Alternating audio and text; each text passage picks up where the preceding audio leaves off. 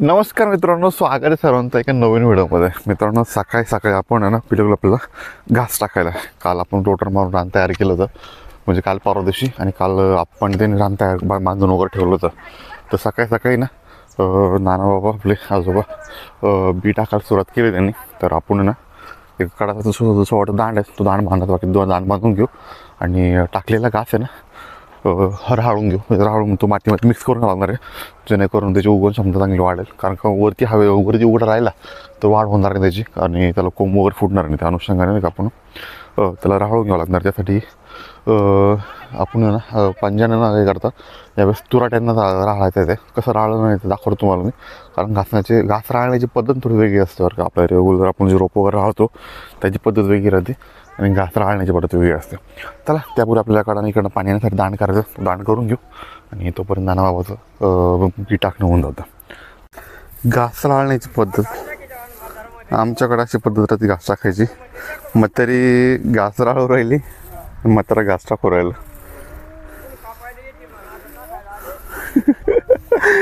मग त्या कापायला पडली आता. अशी पद्धत बघितली नाही म्हणजे घास राळायची. आमच्याकडे अशा पद्धतीने घास राळतात. ठीक आहे, चला आपण गाईंना वैरण नाही केली, कुट्टीची वैरण करू. बाजूला खेळ बसला आहे, हा बिगर रांगोळीचं. गाई नाही का बुक्कीसाठी रागू राहिला, त्यावेळेस कुट्टी करून त्यांना पोरं शाळेत सोडून देऊ. ऊन कडक पडलं का आता. इकडे आपल्याला रोप घास राळायचं काम चालू, ते राळायला लवकर येते. ते शिवायला शाळा सोडू आणि लवकर येऊ. मित्रांनो, आता नाही का आपलं रोप टाकून सारं, म्हणजे घासाचं बी टाकून झालं, आणि रेनपेप चालू केल्यावर का सोलर चालू असं प्रेशर कमी सध्या त्याला. पण आता काय करू, मोटर चालू करू, सोलर बंद करून देऊ. लाईट आहे दिवसाची, त्याच्यामुळे फुल प्रेशरवरती पूर्णपणे घास ओला होऊन जाईल आपल्यावर का. रेन पाईप जोडून दिल्यामुळं ना एकदम रान व्यवस्थित ओलं होतं बरं का. कुठे काही जागा सुटत नाही, आणि म्हणजे काय तर परफेक्टली ओलं होत नव्हतं पूर्णपणे.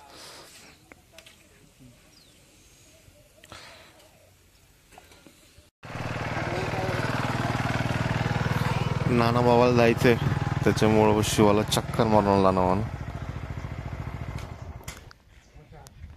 नाना बाबांना ते चालले गोदेगावला त्यांच्या घरी. शिवा बघा मागा लागला त्यांच्या.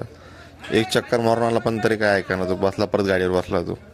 आता आप्पा त्याला नाही लावतं दुसऱ्या गाडीवर चक्कर मारायचा, तर राहिला तर ठीक आहे, नाहीतर मग त्याला आपल्या गाडीवर चक्कर मारून परत त्याला नाही फिरून आणायला लागेल कुठेतरी.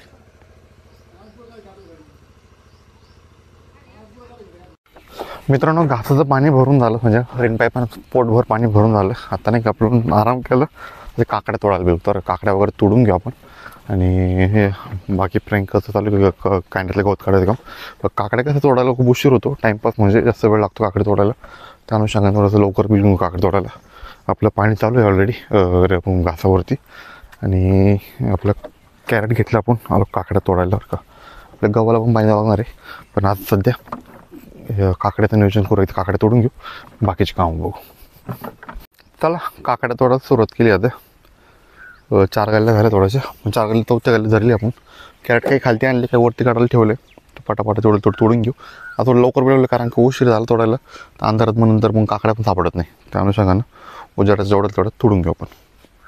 चला, फायनल झाल्या काकड्या तोडून. जवळपास 6 कॅरेट निघाले. 3 हे खालती काढायला, 2 कॅरेट आहे, आणि घरी एक नेऊन पोहोचलं बरं का. संध्याकाळ टायमाला वातावरण दमट झालं आहे, रोगट वातावरण वगैरे. चला, काकड्याचं कॅरेट घरी पोहोच करू आपण एकदा. आणि आपल्याला नाही का हे इकडं जे डोंगळे, त्याला औषध फवारणी करायची, ती फवारणी करून घेऊ.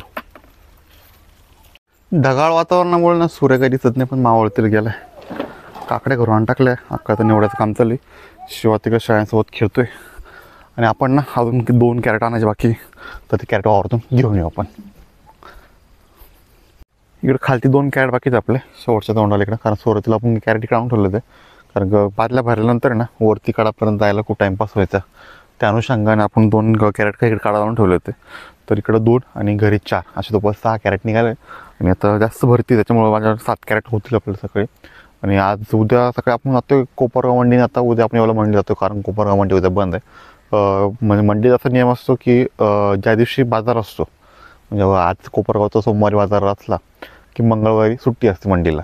तसं तर उद्या येवल्याचा बाजार आहे, तर येवल्याची मंडी उद्या चालू आहे. तर मंगळवारी बाजार आल्यानंतर बुधवारी येवल्याची मंडी बंद राहते, असं एक नियम असतो मंडीचा. त्या अनुषंगाने तर उद्या बाजार असल्यामुळे आपण खूप येवला मंडीला आपल्या 6 बॅग घेऊन देतोय. आपल्या बाईकवरती जायचं ठरलं होतं, पण अण्णाचा फोन आला की अरे नाही, त्याच्या मशीनला तो तोडतोय तो.